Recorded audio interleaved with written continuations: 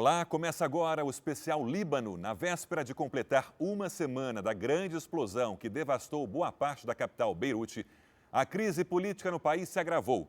O governo caiu nesta segunda-feira.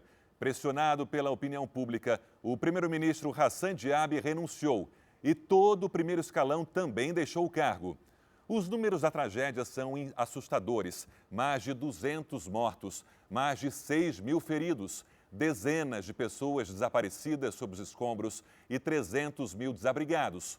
No último dia 4, mais de 2.700 toneladas de nitrato de amônio armazenadas na região portuária da capital explodiram, provocando um cenário semelhante ao de um bombardeio. Um episódio que derrubou o atual sistema político do país, marcado por denúncias de corrupção e por sua ligação com o grupo extremista xiita Hezbollah. Para discutir esse assunto e também o futuro do Líbano, estão comigo aqui no estúdio o repórter Herbert Moraes, que foi correspondente no Oriente Médio durante 15 anos e cobriu conflitos no Líbano. Herbert, bem-vindo. Obrigado, Sérgio. Bom, e aqui ao meu lado também está o professor e doutor em Ciência Política da Universidade de São Paulo, especializado em conflitos no Oriente Médio, Samuel Feldberg. Samuel atualmente mora em Israel, mas está hoje conosco aqui no Brasil para esse bate-papo sobre o Líbano. Olá, professor, obrigado desde já pela sua participação aqui conosco. A queda do governo já era esperado. O que se imagina do Líbano a partir de agora, então? É difícil fazer uma previsão, porque o Líbano, como a maior parte dos telespectadores sabe, vive em crise praticamente desde a criação do Estado. As diferenças étnicas são profundas, o Hezbollah participa do governo e controla praticamente a segurança do Líbano, representando uma parcela da população, e esse governo que caiu levou muito tempo para ser composto, levou muito tempo para haver um consenso que levasse à formação do governo. Ele não durou muito e agora todas essas fichas têm que ser mais uma vez embaralhadas e a disputa política volta a começar. E acho que o acidente ou a explosão trouxe é um catalisador que leva a população, como nós vimos, a se manifestar e exigir mudanças que eliminem pelo menos uma parte da corrupção e uma parte da influência do Hezbollah. Mas isso já vinha acontecendo desde o final do ano passado, que gerou inclusive esse novo governo. Exatamente, por isso eu menciono essa explosão como um catalisador. Vai dar força para aqueles que protestavam contra a situação econômica, contra a corrupção, a acrescentar a esse elemento uma tentativa de conter o poder que o Hezbollah havia obtido no governo libanês.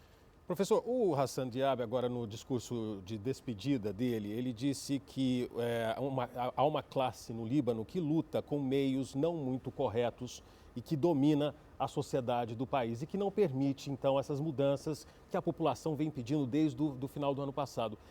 Que classe é essa e o que eles impedem?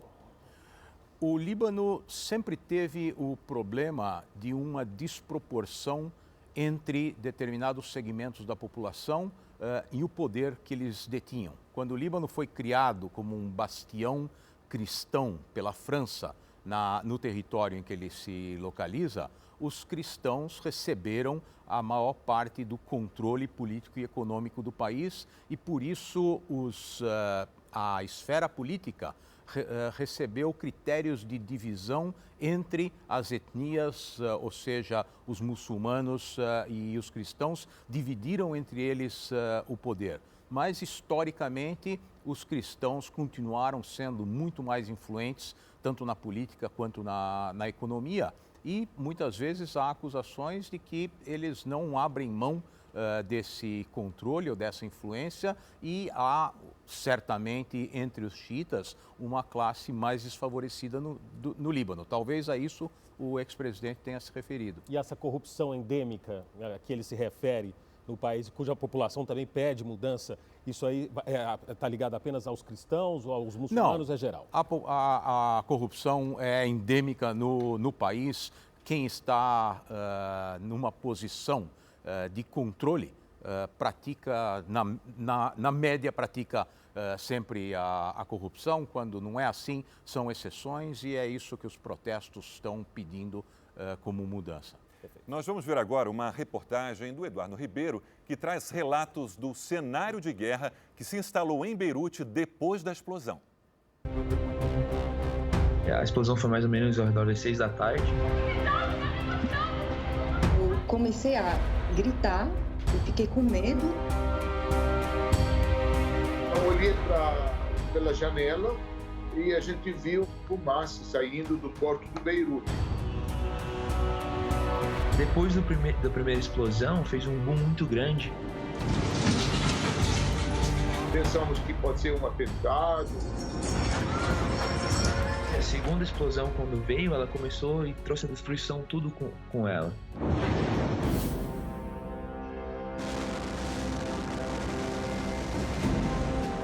E me vi voando, e os vidros caindo em cima da gente. A gente se jogou no chão, tudo ao nosso redor estava se explodindo. Muita gente sumida, né? Muita gente debaixo dos destroços ainda. A gente está muito triste, coração chorando, na verdade. Era mais ou menos meio-dia, hora do Brasil, 6 da tarde no horário local, quando diversos vídeos começaram a surgir mostrando uma enorme coluna de fumaça na região portuária de Beirute, capital do Líbano. De repente, uma explosão, seguida por outra de proporções gigantescas.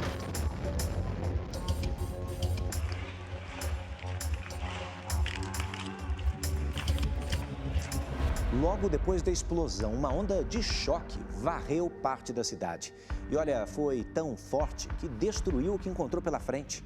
Prédios danificados, janelas estilhaçadas, carros como esse foram lançados longe. A explosão provocou um abalo comparado a um pequeno terremoto, que chegou a 3,3 graus na escala Richter e pôde ser sentido a 240 quilômetros de Beirute. Imediatamente o caos se instalou. Feridos caminhavam pelas ruas em busca de socorro. Por toda parte, destroços impediam as ambulâncias de chegar ao local da tragédia. Os hospitais, já lotados por conta da pandemia de coronavírus, entraram em colapso total. De tão cheios, chegaram a recusar os feridos.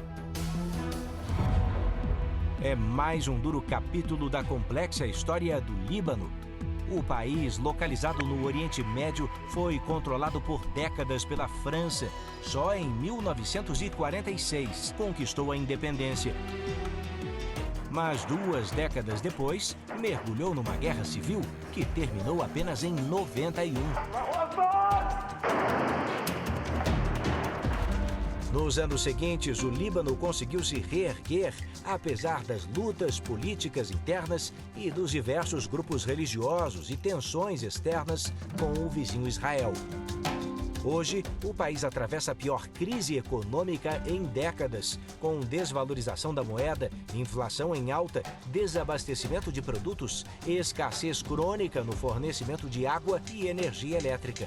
Mais de 1/4 da população vive abaixo da linha da pobreza. Herbert, como é que foi para você que morou e cobriu ali a região por tantos anos ao ver essas imagens impressionantes chegando? Impressionante, como se diz. Beirute era uma cidade, eu estive lá em 2007 e eu via já a cidade reconstruída depois da Guerra Civil. E então a cidade era uma cidade vibrante, cosmopolita, gente do mundo inteiro. E os libaneses sempre muito receptivos enfim, era uma cidade, é uma pena ver essas imagens aí, essa cidade totalmente destruída agora. Mas o que mais você destaca na cidade em si e do povo libanês? Como eu disse, o povo é vibrante, é um povo alegre, é um povo e a receptividade do povo é muito grande. Eles gostam de receber estrangeiros. Você tem ali... Tem alguns bairros, os bairros, assim como todo o Líbano, Beirute também é um resumo do que é o Líbano, né?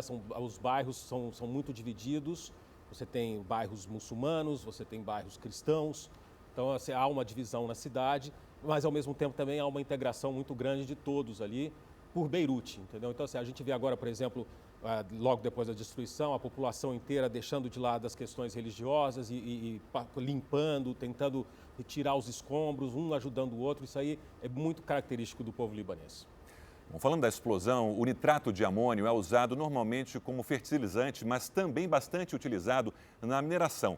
Só que combinado com combustível vira um explosivo potente. Em 1995, essa substância foi usada para bombardear um prédio federal em Oklahoma, nos Estados Unidos, matando 168 pessoas. Naquela época, só foram usadas 2 toneladas. Professor, o governo está sendo cobrado, aí está sendo acusado de negligência. Pode vir uma pressão também para uma investigação internacional? Já está havendo pressão, já houve sugestões e pedidos para que isso acontecesse.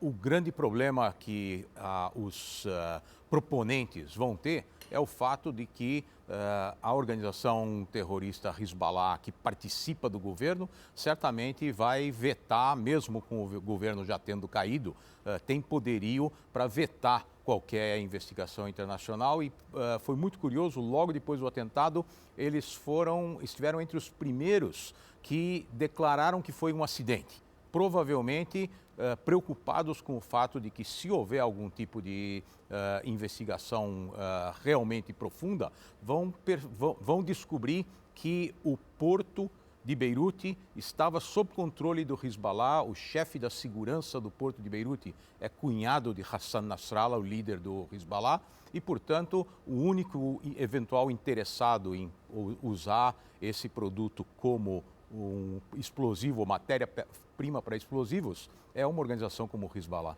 E guardado por muitos anos. Durante 6 anos, sem ninguém saber como esse produto chegou lá, porque ele não foi importado para o Líbano, não foi encomendado por nenhuma empresa libanesa. Ele estava a caminho de Moçambique, supostamente num navio que atracou em Beirute sem qualquer razão e sem qualquer explicação. Perdão, Herbert, que a gente vai conversar agora com famílias que moram na cidade bem perto de Beirute e sentiram os impactos da explosão.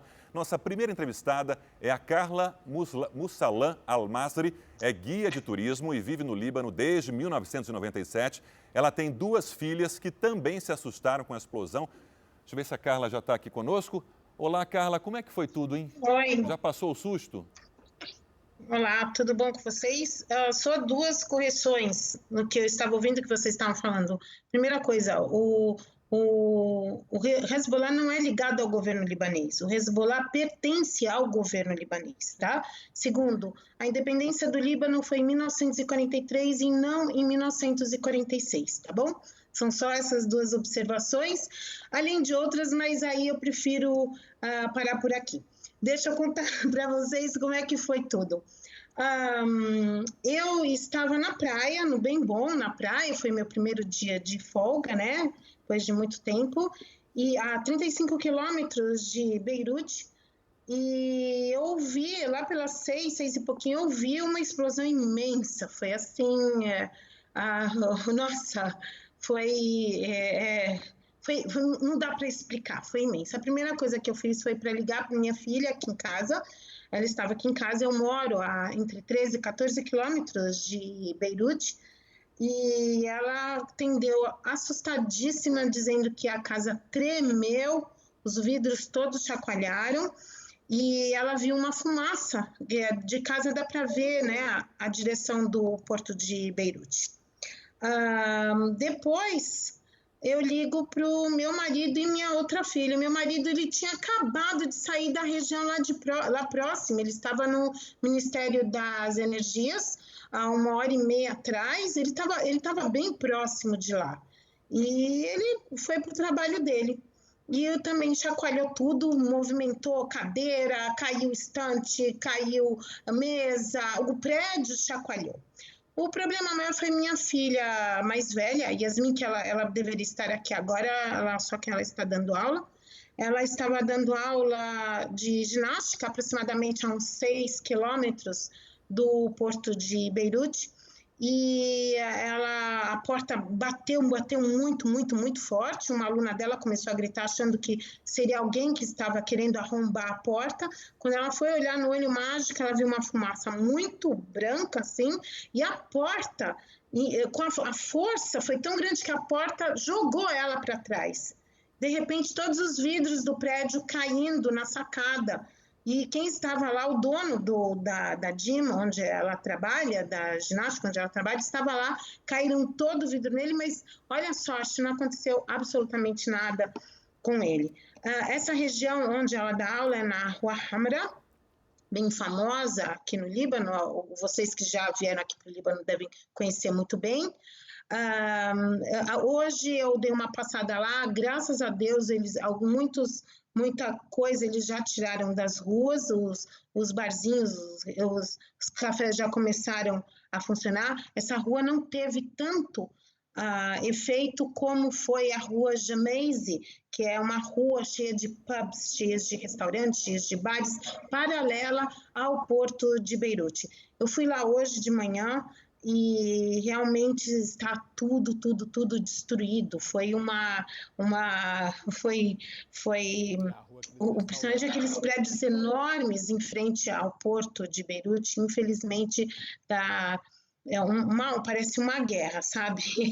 Essa é a impressão que dá, né? E a gente está vivendo hoje, o primeiro-ministro Hassan Diab renunciou. E é isso que nós libaneses, a maioria dos libaneses estavam pretendendo, que houvesse uma renúncia de um governo confessionalista e corrupto. E agora a gente vai bola para frente, né? Vamos ver o que vai acontecer, vamos ver como é que vamos organizar o país. Provavelmente uma força internacional, talvez, não sei, tem pessoas que são contra a força internacional, outras pessoas são a favor de forças internacionais. A gente não sabe, a gente precisa ver como é que vai ser agora, acalmar um pouquinho, para a gente começar a iniciar o país assim do zero, porque nós precisamos viver. Com certeza, com certeza precisa do empenho de todos aí, não só das autoridades, mas dos moradores do país. Obrigado, Carla, pelo seu depoimento. E temos mais um brasileiro que está em Beirute para contar um pouco como está sendo essa rotina no atendimento aos feridos nessa explosão. Vamos falar com o médico Ghassan Said, que é cirurgião plástico e mora desde 2017 no Líbano. Ghassan, olá, obrigado também pela participação aqui conosco. Os médicos brasileiros estão prestando algum tipo de apoio também aos profissionais libaneses? Boa noite. Não deu para ouvir direito. A minha dúvida é se vocês estão participando nesse trabalho, participaram nesse trabalho de ajuda às vítimas da mega explosão no Líbano, os profissionais de saúde, não só do país, mas também de outras nações. Pois é, no início, logo depois da explosão, a gente logo foi acionado pelo hospital. A gente estava até sábado sobrecarregado, né? Eu estava numa área um pouco mais distante de Beirute, atendendo os pacientes que não conseguiram ser atendidos aqui em Beirute. Então, eu tinha que sair para o hospital fora de Beirute, atender os pacientes. Agora estamos em segunda fase, né? Que é tratamento de casos frios, né? De cirurgia reparadora. Até agora não tive contato com as equipes médicas que vieram de fora. No caso onde eu trabalho, não houve nenhuma equipe de fora, mas a gente já está em contato com professores de São Paulo, do Rio de Janeiro, do Ceará, que estão enviando ajudas pelo avião da FAB, né, que vai chegar quarta-feira. E a gente vai manter esse contato para poder providenciar a melhor conduta médica possível. Então, eles estão mandando fio, equipamento e material cirúrgico, inclusive pele de peixe de tilápia também. Como é que está a rotina, como é que está o dia a dia na região onde o senhor mora, doutor? Pois é, como vocês viram, dia de sábado começou os protestos, e inclusive ontem, domingo.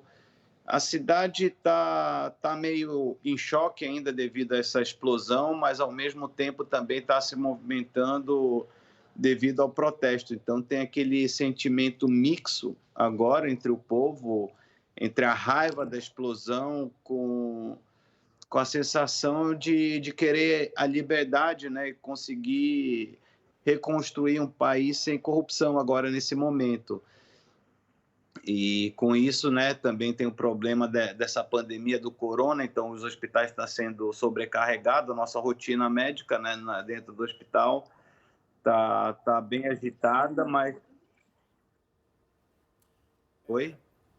Eu gostaria de saber quais são os ferimentos. O senhor atendeu esses pacientes num primeiro momento?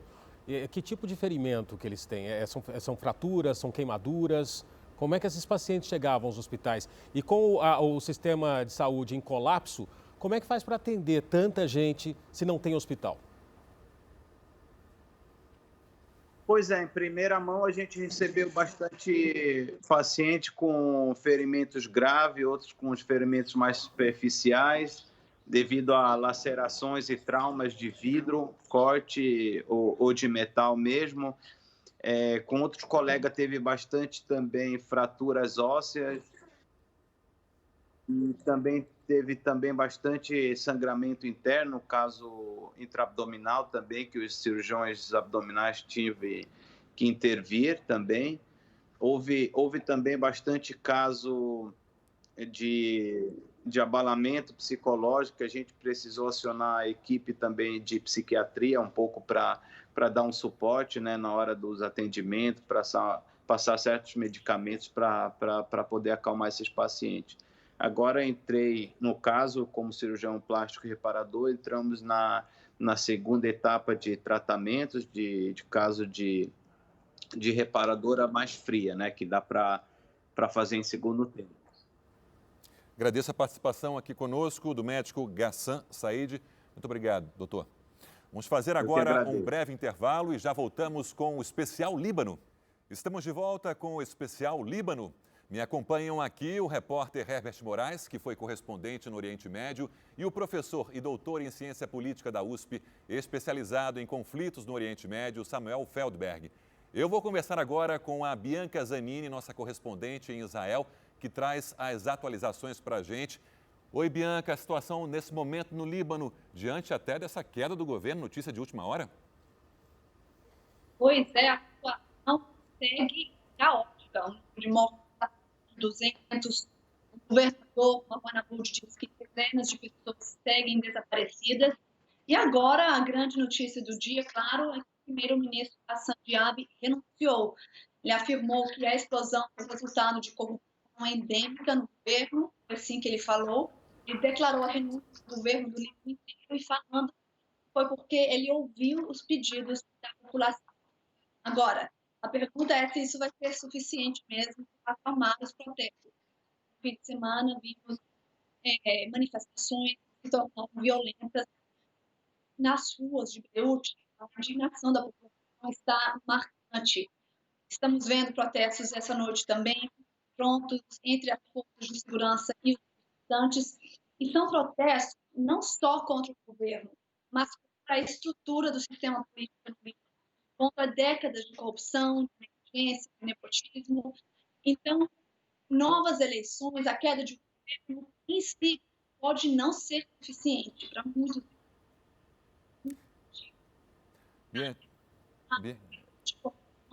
Não reflete as necessidades atuais do país. Muita gente querem reforma, mudar. Bianca, nossa conexão não está muito boa com você. A gente vai tentar refazer. Se possível, você volta até o final do programa, tá certo?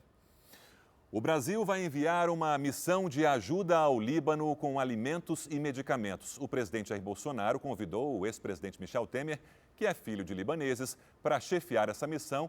E é com ele que nós vamos conversar agora. Olá, presidente. Temos imagens do presidente aqui no telão? Agora sim. Olá, presidente. O senhor tem detalhes de como vai ser essa missão, a sua missão? Não tem todos os detalhes, Sérgio. Agora, o que ocorre é exatamente isso que você acabou de anunciar. Ou seja, o governo brasileiro, naturalmente sabendo do grande número da comunidade libanesa aqui no Brasil, você sabe que é o dobro da população do Líbano, né? Resolveu praticar esse gesto humanitário, que é mandar medicamentos e alimentos para o Líbano. A notícia até é que sairá, talvez na quarta-feira, um KC-390 com mais de 6 ou 7 toneladas de alimentos e medicamentos e, muito provavelmente, por via marítima, cerca de 4.000 toneladas de arroz para o Líbano. Isso numa primeira remessa, né? Em segundo lugar, hoje pela manhã eu participei de uma conferência, videoconferência, com várias entidades árabes, libanesas, né, empresariais, etc., que estão arrecadando também alimentos, medicamentos e até dinheiro para mandar para o Líbano, né? Então, é provável que, além desses montantes que o governo federal vai encaminhar, outros tantos possam ser encaminhados ao Líbano. É uma visão, digamos, humanitária, e você sabe que o Líbano tem fortes raízes e relações com o Brasil. Aliás, é o Brasil e o Líbano. O Brasil e a França, melhor dizendo. Você viu que a França, o presidente Macron lá esteve imediatamente, em face da ligação que existe da França com o Líbano, e agora o Brasil é que está se fazendo presente lá no Líbano, né? Esta é a primeira ideia. Presidente, há um entrave para a sua saída do Brasil e ida, portanto, até o Líbano. Que medidas o senhor está sendo tomado para regularizar isso? Olha, isso tem acontecido ao longo do tempo. Você sabe que uma vez eu fui convidado para falar em Oxford, acho que fui o primeiro ou segundo brasileiro convidado para falar em Oxford. Eu pedi a liberação do meu passaporte, foi liberado. Eu fui para lá, falei. Depois, mais tarde, também fui convidado para falar em Salamanca e, de igual maneira, em Madrid. Também pedi a liberação, foi liberado. E agora, simplesmente, é uma questão quase burocrática, né? Logo, nós iremos pedir. Agora, a única coisa que eu não sei é, você veja, caiu lá o primeiro-ministro, né? Eu não sei se nós vamos mesmo agora na quarta-feira ou não. A primeira ideia é que poderíamos sair na quarta-feira, né? Mas isso está sendo examinado ainda, e entre agora e a noite, ou amanhã de manhã, isso estará definido. As providências serão burocráticas e serão tomadas, né? Presidente Michel Temer, o senhor disse que quem está falando aqui é o repórter Herbert Moraes. O senhor disse que estava muito honrado com essa missão. Além da ajuda humanitária, o senhor acha que politicamente, nesse momento em que o Líbano está vivendo caos político, o senhor acha que o Brasil pode ajudar também na reestruturação política do Líbano, já que o senhor é libanês e poderia participar disso? Eu acho. Você sabe, Herbert, eu estive 2 vezes no Líbano, uma vez como presidente da Câmara dos Deputados, outra vez como vice-presidente, e quase fui como presidente. Portanto, eu tenho as melhores relações com as autoridades libanesas, né? E, graças a Deus, tenho muito respeito também do Líbano e das autoridades libanesas. Evidentemente que nesta missão que nós iremos realizar, de fora parte esta questão humanitária, também há esta questão política. Eu penso até que seria possível fazer uma reunião lá na Embaixada Brasileira das várias correntes, né? Ou até das várias confissões religiosas. E você sabe que lá o governo é partilhado religiosamente, né? O presidente é maronita, o primeiro-ministro é sunita e o presidente do parlamento é xiita, né? E estas confissões religiosas é que precisam, neste momento de tragédia que se deu no Líbano, né, se unirem todos. O Brasil, acho que poderá ter um papel preponderante, talvez ao lado da França, mas um papel preponderante na tentativa de uma certa unidade, de uma certa solução pacífica para o conflito que está se esboçando lá no Líbano a partir dessa explosão, né? Presidente, eu gostaria que voltasse a falar sobre a liberação para deixar o Brasil. Os seus advogados já estão entrando com alguma medida judicial para garantir isso? Entrarão entre hoje e amanhã, se a viagem confirmar-se para quarta-feira, né? Entre hoje e amanhã entrarão e tenho certeza que a solução não tardará mais do que um dia, né? É quase burocrático. Como é que foi o convite do presidente Bolsonaro para que o senhor participasse da missão, presidente? Olha, deu-se da seguinte maneira. Em primeiro lugar, o presidente teve a delicadeza de, já na quinta-feira, quando resolveu mandar este KC-390 com 6, 7 toneladas de alimentos e medicamentos, ele me ligou e disse: olha, o presidente, ex-presidente, você descendente libanês, e eu queria comunicar até em primeira mão que nós estamos tomando tais providências em relação ao Líbano. Eu agradeci a delicadeza, muito bem, mas no sábado à tarde me ligou o almirante secretário de Assuntos Estratégicos, o almirante Flávio Rocha, e me disse, olha, o presidente pediu para consultá-lo se o senhor poderia representar o Brasil indo ao Líbano, portanto, chefiando uma comissão que também, digamos assim, acompanhará a entrega desses materiais todos que o Brasil está mandando. Claro que eu fui, digamos assim, surpreendido, mas disse, olha, estou honrado com essa designação, eu vou com muito prazer. Aliás, viu, é uma coisa que acontece muito nos Estados Unidos. Você sabe que nos Estados Unidos não é incomum que o presidente em exercício, em questões humanitárias e outras tantas de natureza diplomática, peça a um ex-presidente para ir a outro país, né? Acho que é uma coisa, a primeira vez que acontece no Brasil. E a partir daí, ele me disse mais tarde, né, logo no sábado, começo da noite, disse, olha, o presidente então amanhã vai anunciar numa videoconferência organizada pela ONU, com o presidente da França, Estados Unidos, Líbano e outros países, vai anunciar o que o Brasil vai mandar para o Líbano e a sua ida ao Líbano como representante do Brasil. Disse, muito bem, com muito gosto, com muito prazer. E foi assim que as coisas se deram, né? O senhor reforçou aí a forte comunidade libanesa aqui no Brasil. O senhor tem conhecimento de algum esforço dessa comunidade para ajudar, de uma certa forma, os moradores do país afetados por essa mega explosão? Estão todos empenhados nisso. Você sabe que nessa reunião, hoje pela manhã, às 8 horas da manhã, eu fiz uma reunião, até lá na Fiesp, com o Paulo Scaff, eu fiz uma reunião com todos os associações, né, árabes, libanesas, associações comerciais, associações religiosas e outros tantos que estão ajudando na coleta de material para o Líbano. E, olha, vou lhe dizer sem exagero, havia mais de 45 entidades presentes. Ainda agora eu recebi um telefonema do presidente da Associação Comercial de Goiás, que é o ex-deputado Sandro Manel, dizendo que a comunidade libanesa de Goiás, que é uma comunidade bastante acentuada, bastante grande, quer colaborar. Eu até passei os dados aqui de quem pode receber estas comunicações, né? E eles querem colaborar. Portanto, não é só São Paulo, não. O Brasil todo está pensando, procurando colaborar, a comunidade libanesa. Mas nós estamos pedindo a velha solidariedade do povo brasileiro, né? Que outros tantos também possam colaborar para a recuperação do Líbano. Você sabe que esta não é a primeira vez que há uma tragédia em Beirute, mas em 4, 5, 6 vezes anteriores houve recuperação depois de breve tempo de Beirute. Eu tenho absoluta convicção que com os auxílios mundiais que o Líbano vai receber, em breve tempo também Beirute estará inteiramente recuperado. A gente torce para que isso aconteça. Presidente, muito obrigado pela sua participação aqui no programa. Grande abraço. A explosão mortal no Líbano abriu uma ferida gigantesca no país. O principal partido cristão anunciou a renúncia dos 3 deputados em oposição ao Hezbollah. Mas, afinal, o que representa o Hezbollah? Em 1982, Israel invade o sul do Líbano para expulsar a Organização para a Libertação da Palestina, que havia ocupado a região. Surge então o Hezbollah, o Partido de Deus, que representa a minoria xiita do país, com o objetivo de expulsar as tropas israelenses do sul do Líbano. Já em 1992, um ataque de helicóptero israelense matou o então líder do Hezbollah, Abbas al-Musawi. O novo líder do movimento, Hassan Nasrallah, decidiu então que o grupo passaria a atuar no campo político. Nas últimas eleições, o Hezbollah ficou com 12 das 128 cadeiras no parlamento. O partido tem representatividade na política interna do Líbano.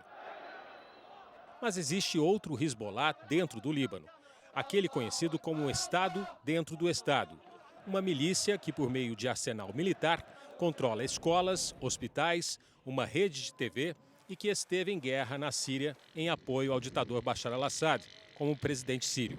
O grupo lutou contra Israel em 2006. O Estado paralelo do Hezbollah também é apoiado por países como o Irã e a Rússia. O Líbano tem sofrido pressão internacional para desarmar o Hezbollah e restabelecer o controle de algumas regiões no país. Mas, de acordo com especialistas, o poderio balístico do Hezbollah é maior que o das Forças Armadas do Líbano. O Hezbollah também é conhecido por ações violentas e, por isso, diversos ataques no mundo são atribuídos ao grupo terrorista. Professor, vários países se reuniram por videoconferência nesse fim de semana para garantir uma ajuda financeira ao Líbano, liderados aí pelo presidente Emmanuel Macron, da França. Uma ajuda de maior porte, ela viria apenas se houver um enfraquecimento político do Hezbollah no país?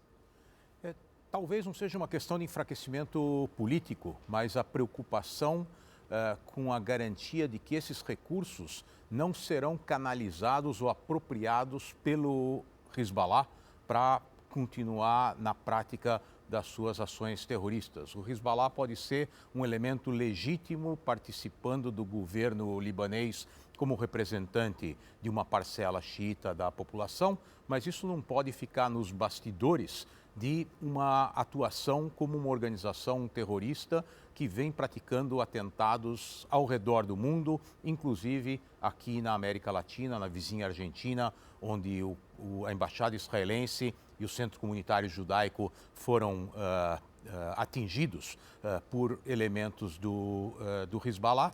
E eu acho que é muito importante entender que se o Hezbollah não for contido do ponto de vista de eliminar o monopólio do poder que o governo do Líbano tem que garantir à sua população, não há possibilidade de um avanço na formação de um governo como as manifestações vêm exigindo. É fundamental garantir que o exército libanês controle a segurança do país, inclusive as fronteiras do Líbano, por onde o Hezbollah vem transferindo tecnologia e armamento que vem do Irã através da Síria e garante a sua presença como um elemento hostil no próprio Líbano. Falando nisso, professor, e Herbert pode também destacar sobre essa questão, o interesse dos países ocidentais em ajudar o Líbano, a diferença entre o que aconteceu no final da Guerra Civil, no início dos anos 90, e o momento atual.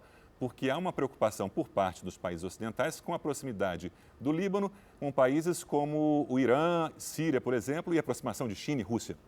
Não só isso, mas também temos que lembrar que a Síria praticamente se desmantelou durante a Guerra Civil e temos uma enormidade de refugiados, tanto na Jordânia quanto no Líbano, que são países extremamente frágeis e que vêm sofrendo o impacto da presença desses refugiados, e os países ocidentais, principalmente os europeus, receiam que esses refugiados eventualmente se vejam numa situação em que não tem nenhuma expectativa de futuro e tentem então chegar na Europa. E essa muitas vezes é a motivação para que os países ofereçam ajuda que é taxada de humanitária, mas que infelizmente tem um componente de realpolitik que quer evitar que esses refugiados cheguem até os seus países. Os primeiros a ajudarem, Herbert, se não me engano, foram o Irã, Catar. Exatamente. Agora, inclusive, há a informação de que o Irã está se aproveitando da atual situação do Líbano para, além de transferir ajuda humanitária, também está mandando mísseis nesses aviões que já estão chegando no Líbano. Inclusive, professor, gostaria de perguntar para o senhor, as agências de inteligência, elas informam que o Hezbollah tem 28 armazéns espalhados por todo o Líbano, onde estão guardados mísseis de alta precisão, foguetes, etc. e tal. O porto de Beirute, como o senhor disse, era responsabilidade do Hezbollah. Há possibilidade de que um desses armazéns também estejam ali embaixo desse porto, daí a magnitude dessa explosão? Eventualmente, se havia armas do Hezbollah estocadas no porto, certamente essa explosão detonou também o armamento do Hezbollah, e um efeito do que aconteceu em Beirute certamente vai ser uma pressão muito grande sobre a organização para impedir que eles continuem utilizando a população libanesa como escudos humanos. Afinal de contas, quando mísseis são armazenados ou disparados a partir do centro populacional onde vive a população civil, muitas vezes de um hospital ou de uma escola, isso certamente tem um impacto enorme em qualquer ação que tenta impedir a ação de uma organização como essa. Existe a possibilidade, professor, a gente vê o Hezbollah agora, ontem a população estava enforcando Hassan Nasrallah nas ruas e pedindo que o Hezbollah não se intrometesse tanto na política ou baixasse a guarda. É utópico pensar que o Hezbollah vai baixar a guarda, vai se desfazer de todo esse armamento que já está lá dentro do país, com o apoio da Síria, do Irã. Não é muito utópico o mundo achar que o Hezbollah vai baixar a guarda e que está tudo certo? Até o próprio povo libanês achar que o Hezbollah vai ficar quietinho, como diz... E só reforçando que Israel está atento a tudo isso. Sem dúvida nenhuma, é absolutamente utópico, é pouco provável que isso aconteça. Uma organização como o Hezbollah somente se proporia ao desarmamento se houvesse algum tipo de acordo que permitisse que eles mantivessem o poder.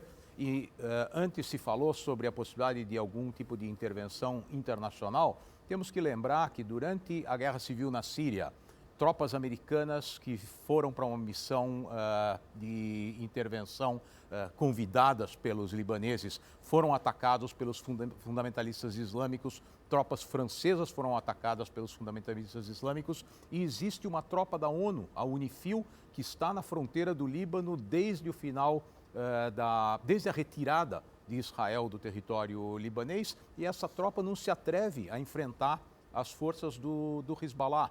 Então, a divisão étnica que existe no Líbano até hoje certamente aponta para essas manifestações onde não são os xiitas que estão se manifestando contra o Hezbollah, e sim os cristãos, eventualmente os sunitas. A possibilidade, por exemplo, do Hezbollah, sendo tão pressionado, até mesmo pela população, mas com tanto armamento, provocar uma tomada de poder, o início de uma guerra civil no Líbano?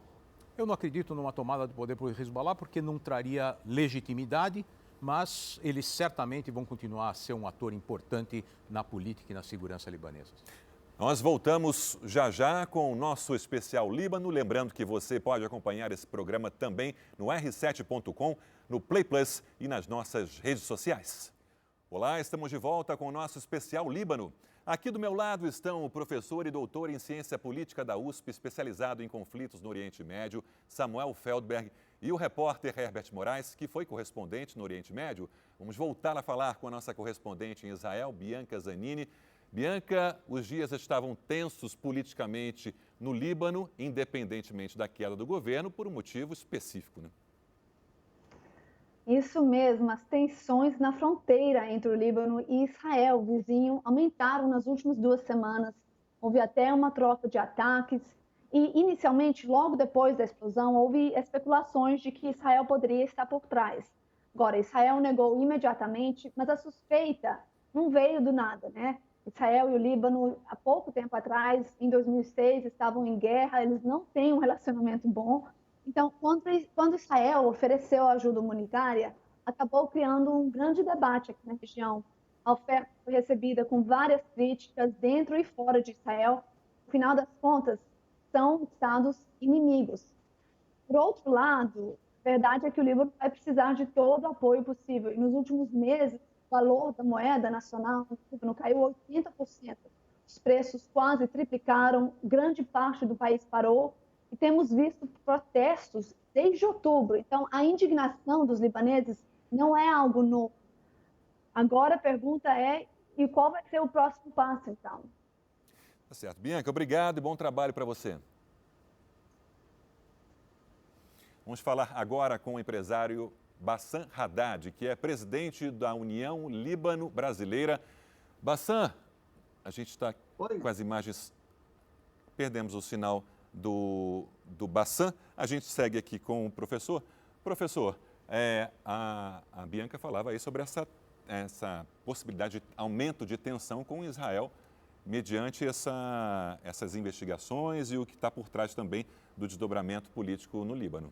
Sim, essas tensões são frequentes. O que ela mencionou em relação ao conflito na fronteira está diretamente ligado a uma tentativa do Hezbollah de infiltrar os seus ativistas pela fronteira israelense, uma ação que foi repelida pelo exército israelense. Nesse caso, para não aumentar as tensões na fronteira, os israelenses se limitaram a expulsar os ativistas do Hezbollah de volta para o lado libanês da fronteira, em lugar de matá-los em território israelense. Então havia uma preocupação de Israel ainda antes da explosão em não aumentar o nível da tensão, mas isso nem sempre é possível, porque as ações do Hezbollah muitas vezes são extremamente violentas e causam vítimas no território israelense, algo que as Forças Armadas israelenses são obrigadas a evitar a todo custo.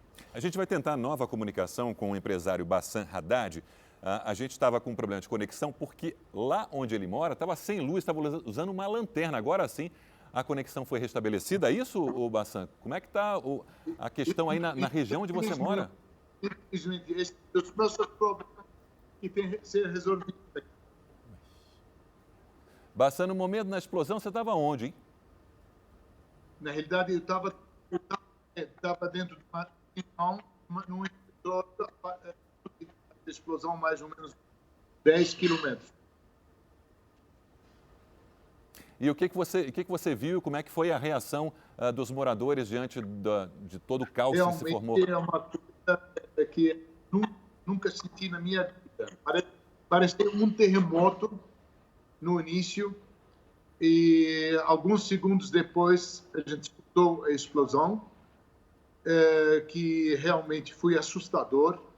E deu para olhar da janela, porque onde eu estava, uma altura de 300 metros da praia, então do mar, deu para ver o porto como estava pegando fogo. E a segunda explosão, que foi realmente uma coisa demais. Não dá para esquecer, parece uma bomba atômica mesmo. Tem problema de abastecimento no momento nessa região, Bassam? Graças a Deus, no momento estamos bem, não tem esse problema, porque você sabe, o povo libanês sempre um ajuda o outro, e o governo fez um plano muito bom, deu para deixar todo mundo coberto de todas as necessidades deles.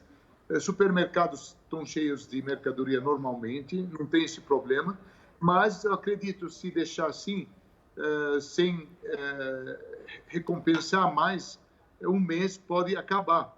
Mas, graças a Deus, está vindo algumas ajudas de vários países, inclusive do Brasil. O presidente Bolsonaro falou que vai mandar 4.000 toneladas de arroz, que está chegando no mar, além do avião, da aeronave militar, que está trazendo aqui várias ajudas, medicamentos e alimentação. Bassam, eu vejo que ao seu lado está um jovem, é o Ali, que brasileiro também, estava em Beirute no momento da explosão. Ali? Estava bem próximo ao porto, no hotel Four Seasons, que fica numa avenida que você passa pelo porto e passa o porto pelo esse hotel. Distância de quase 500 metros, mais ou menos que isso até. 300, não chega nem 300 metros. E realmente ele pode contar para vocês o que aconteceu com eles. Não consigo nem imaginar o susto. Conta pra gente, por favor. Pode contar. Eu estava no Four Seasons, no centro de Beirute, onde eu e meus amigos escutaram uma explosão muito forte. Eu não precisei correr porque eu tinha medo de não ver minha mãe ou não ver meu pai. E a polícia veio e falou para nós: run as fast as you can, corre o mais possível. Então, quando começou isso, eu tentei chamar minha mãe, só não tinha sinal.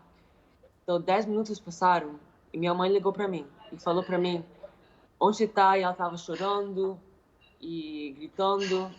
Aqui estava um pouco forte, só depois, quando minha mãe chamou e estava chorando, eu precisei chorar um pouco, porque eu não quero não ver ela, porque eu sou um menino de 13 anos e eu vi uma coisa que eu não tenho que ver, porque com sangue, gente machucada, era horrível. Só já passou. Escapou por milagre. Bom, deixa eu agradecer, felizmente, então, né, a participação, a entrevista do Bassam e do Ali aqui no programa. Obrigado aos dois e fiquem bem.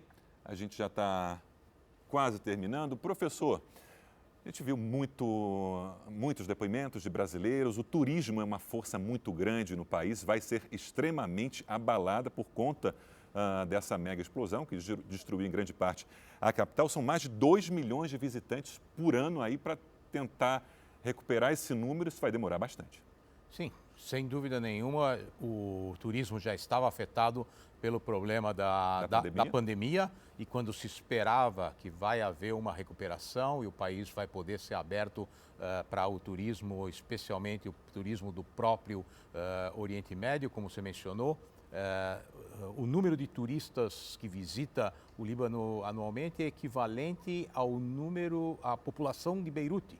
Então, a cidade praticamente dobra de população durante o período do turismo e agora as principais atrações turísticas, pelo menos em Beirute, vão ter que ser recuperadas. Talvez o Líbano possa estimular o turismo no interior do país e dessa forma ajudar a recuperação econômica. Torcendo aí por recursos externos, em especial do FMI, que eles estão querendo aí novos empréstimos. Bom, ficamos por aqui com o nosso especial Líbano. Eu agradeço ao repórter Herbert Moraes pela participação. Obrigado. E também o professor da Universidade de São Paulo, a USP, Samuel Feldberg. Esse programa você pode assistir também nos nossos canais multiplataforma, no r7.com e no Play Plus. Obrigado a todos e até a próxima.